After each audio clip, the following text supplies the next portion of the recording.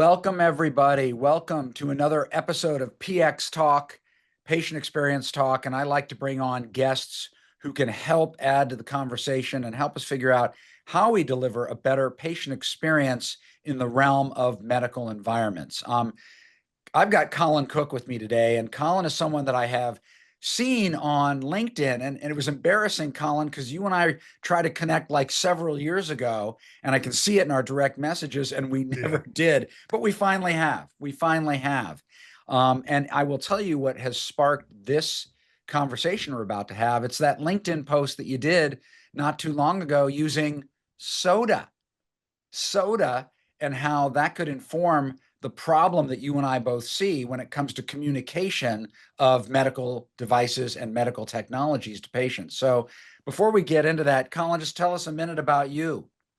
Yeah, so thank you. Happy to be on the show. Yeah, so I've been marketing medical devices for 26 years. Started a very long time ago, back in 2001 with Conceptus. And then the dominant model was, drive people to a manufacturer website and then connect them with the clinic through a zip code based locator. And I worked in that model for a very long time, done about 58 DTC launches. Um, and about, I guess, 4 or 5 years ago, I began to have some questions in my own belief about the funnel actually working as Yeah, we thought the funnel worked.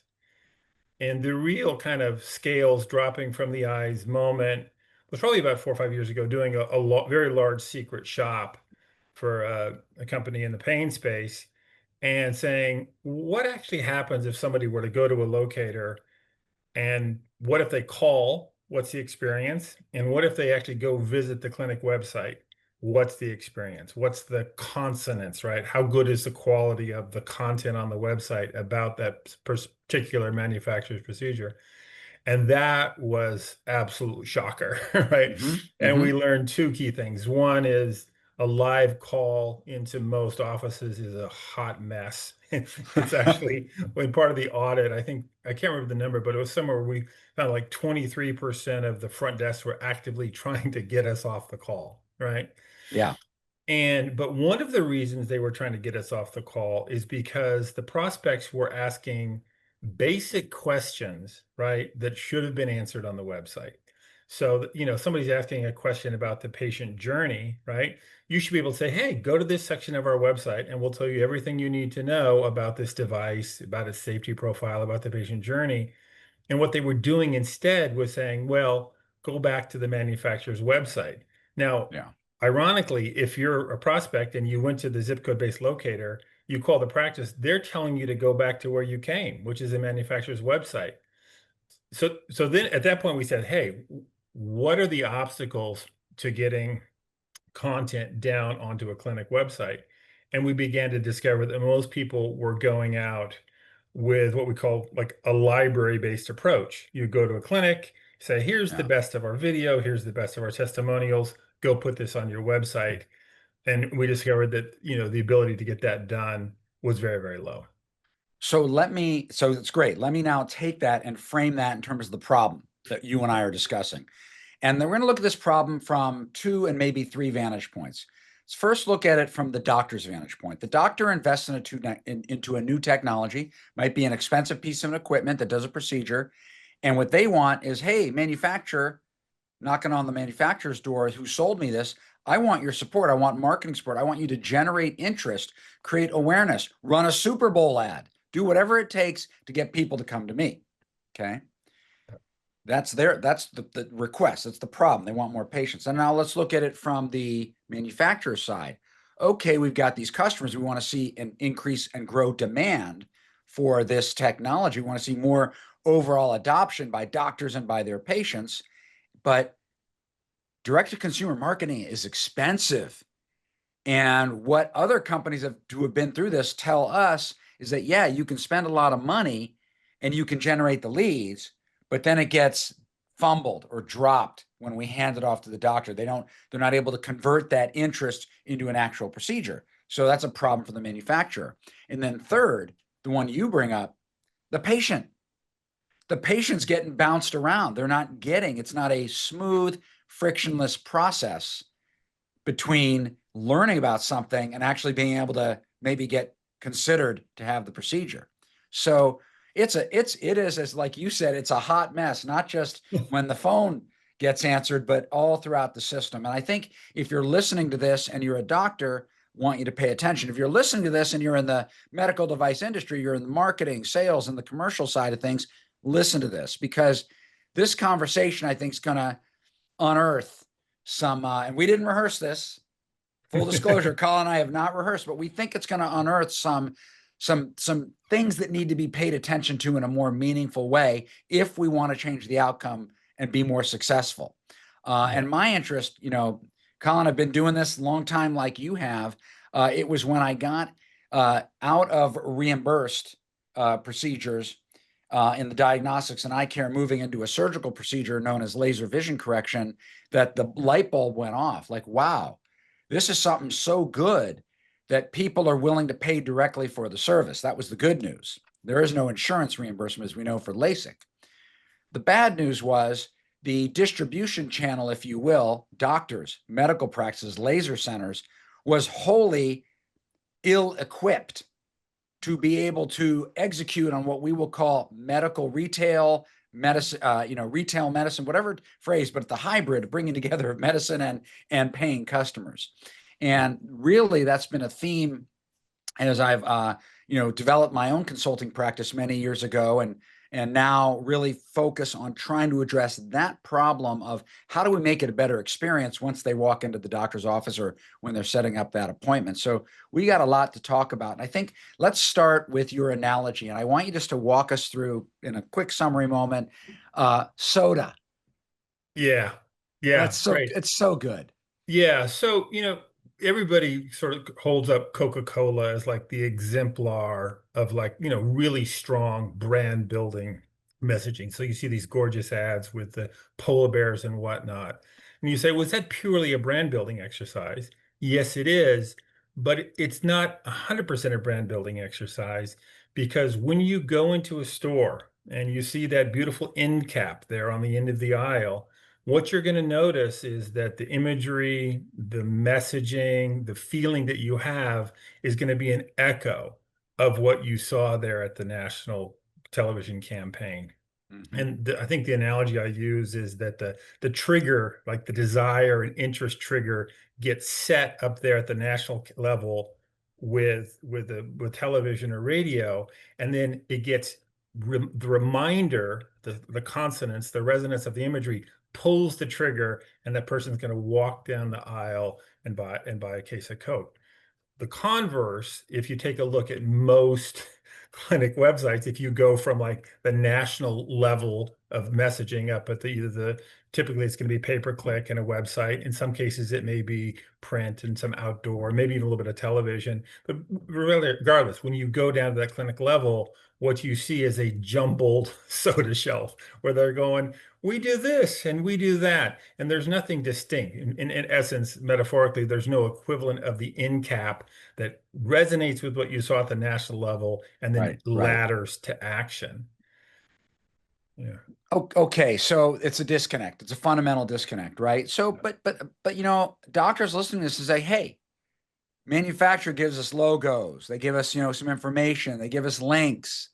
Isn't that good enough? Aren't we doing our part? Yeah, so this is the the issue, where what we notice is that the conversation that happens between the manufacturer and the doctor is very different than how that conversation actually trickles down Yes. within the staff. So, the kind of story I like to tell is, if you go to a physician and say, "Hey, doctor, we've got these fantastic assets about our procedure. Can you put them on the website?" They will say, "Oh, yeah, absolutely. We're going to do that." Right. And then so the practice development person or the rep goes over the messages, we have buy-in.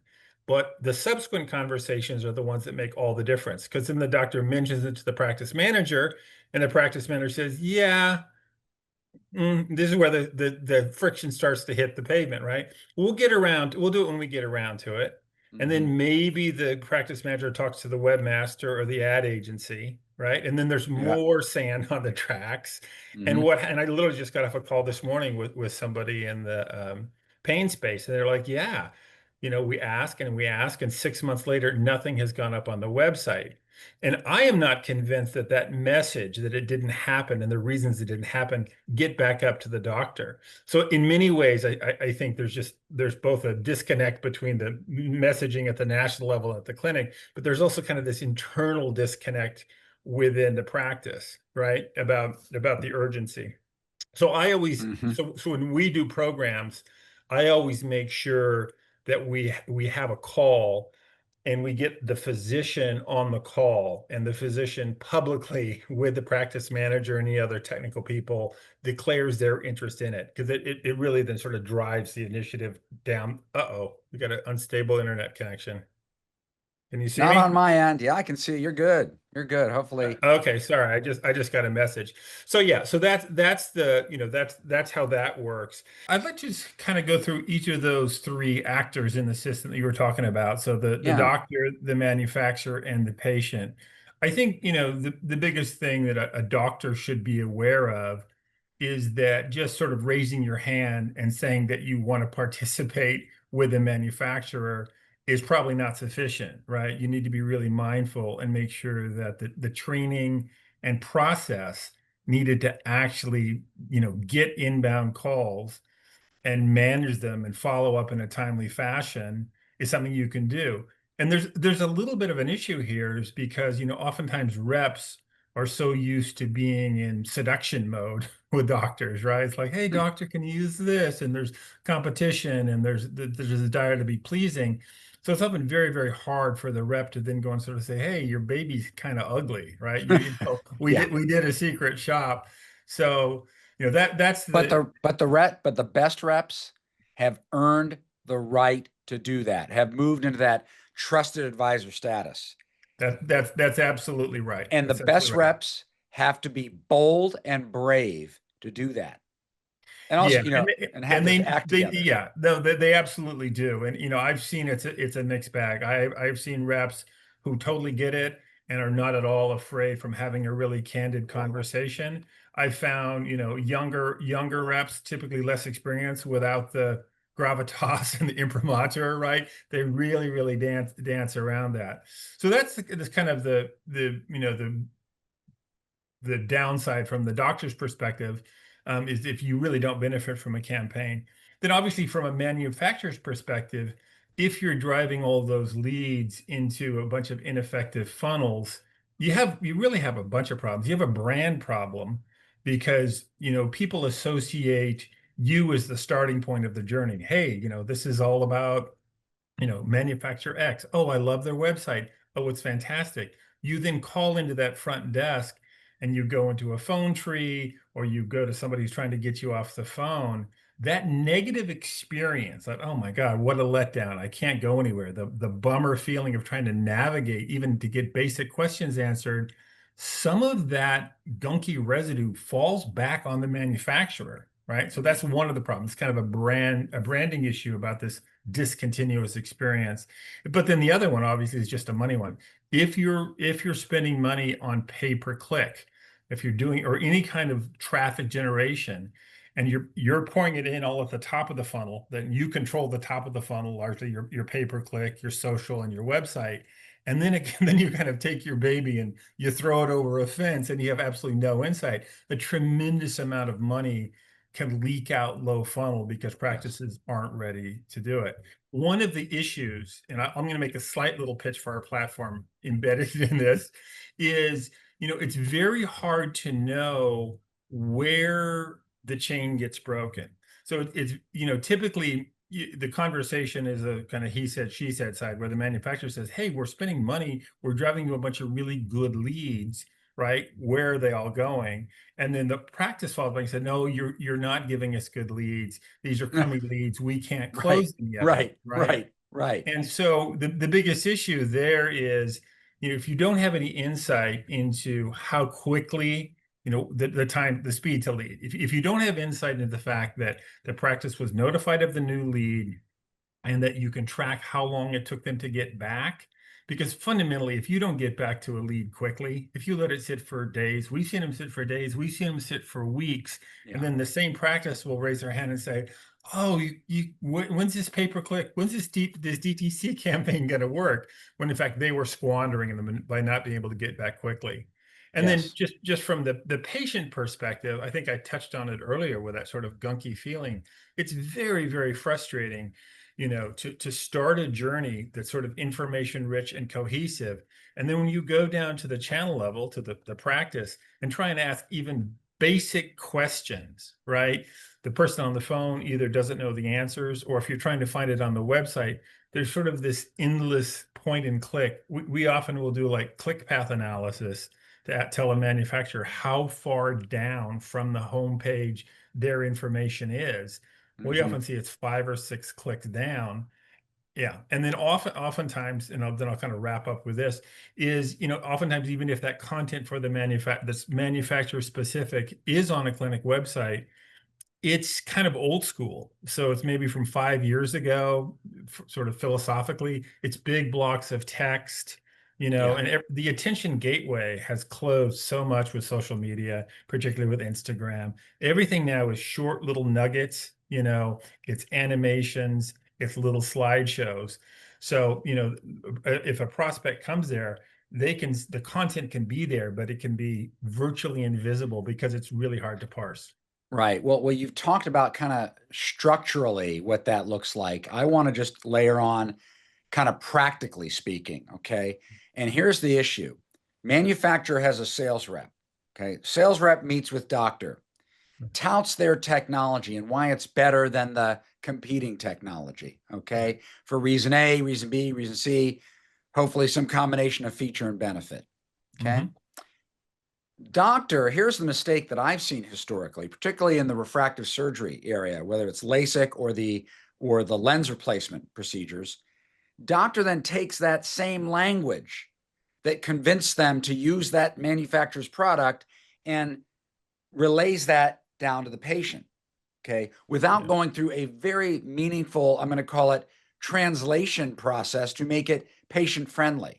Yeah. And what happens, what I've noticed is you just lose the patient.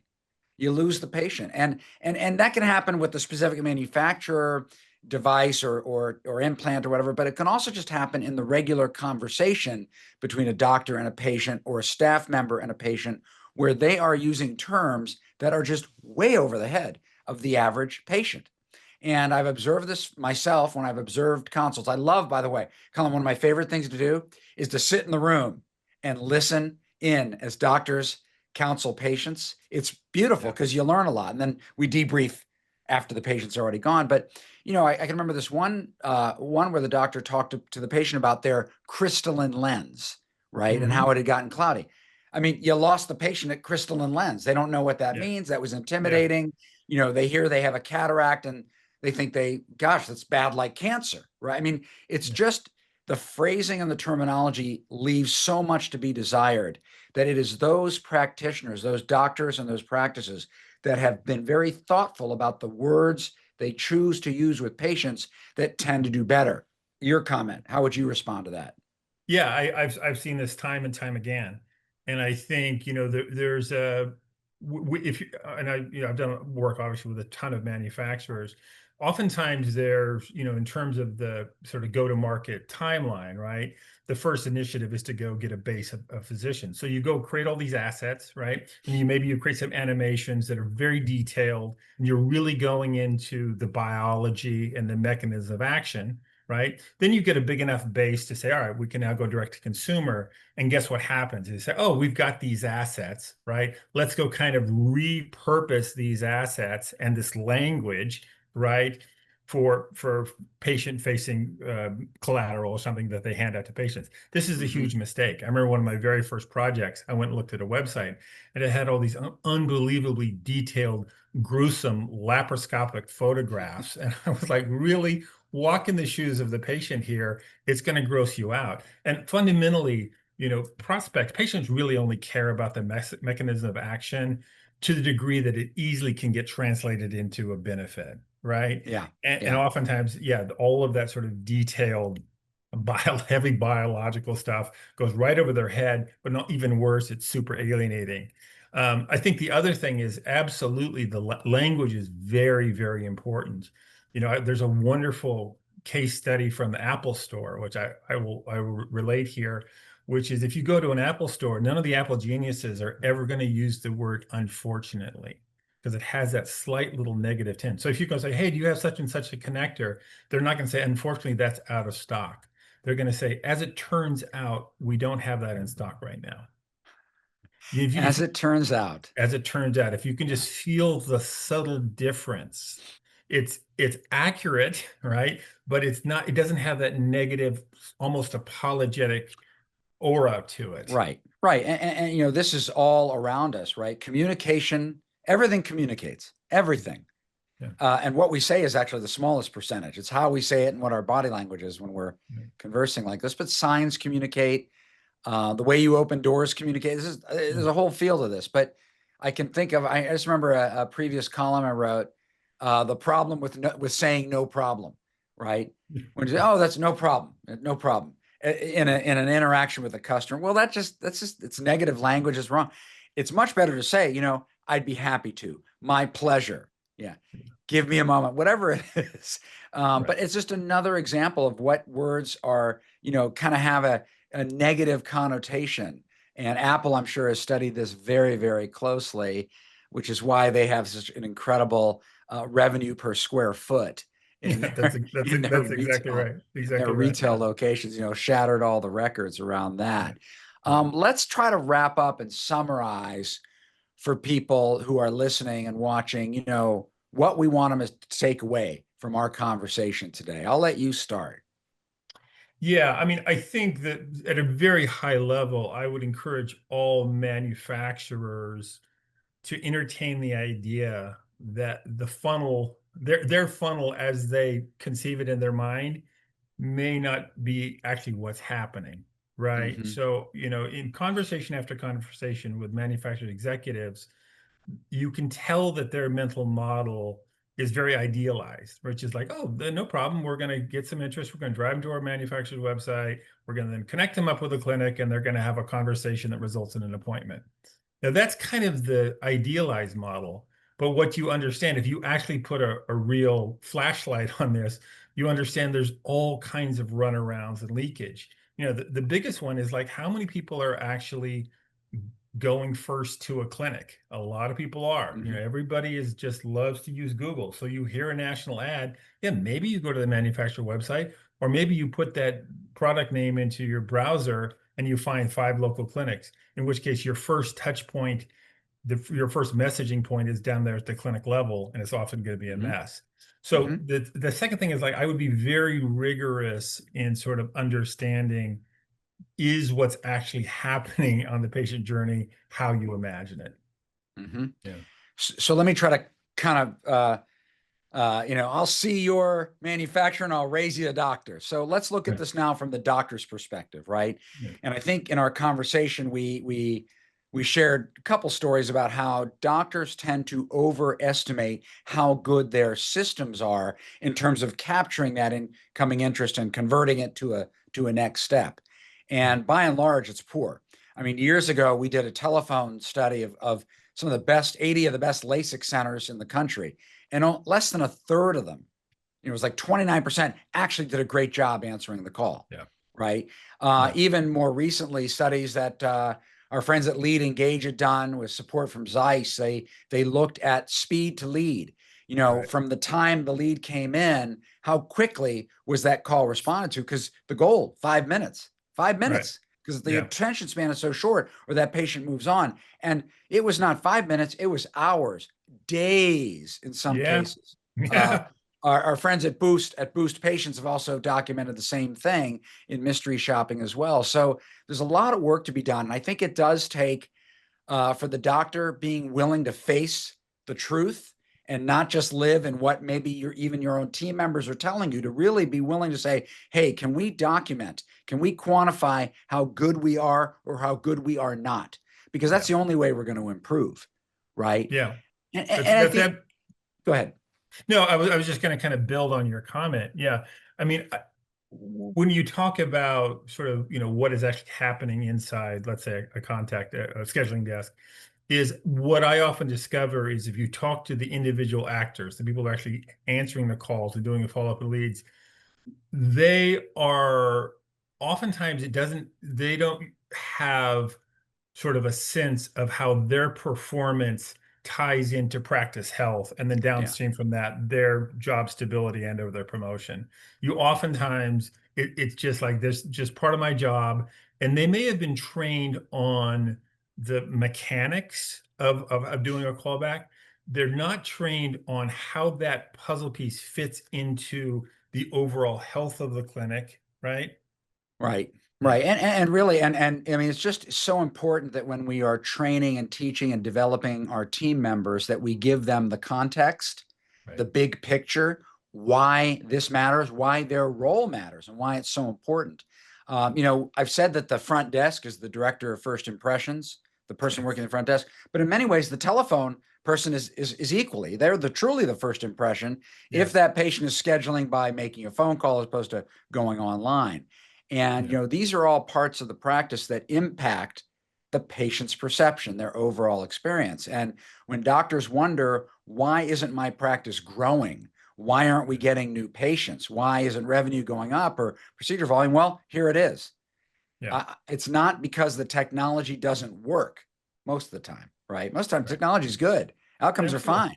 It's because Yeah. we have this breakdown in communication. And I just love the way that you talked about, manufacturer to doctor, and we talked about doctor to patient and how there needs to be this cohesiveness. Yeah. That, of course, Coca-Cola, one of the 10 top brands in the world, they figured that out. They Yeah. they're very dialed in on that, but there is no reason why an individual practice cannot be dialed in. And there's so much upside to doing it the right way. Oh, So much absolutely. upside. Yeah, So, and the asymmetry between the shifts you need to make in terms of like culture or mindset and the ROI is just so massive.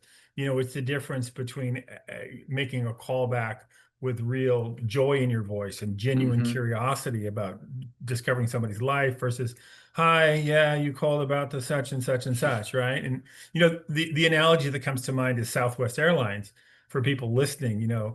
Southwest for a very long time has had this incredible sort of culture in which the person giving you the safety warning is kind of making jokes and being funny and very, very light about it.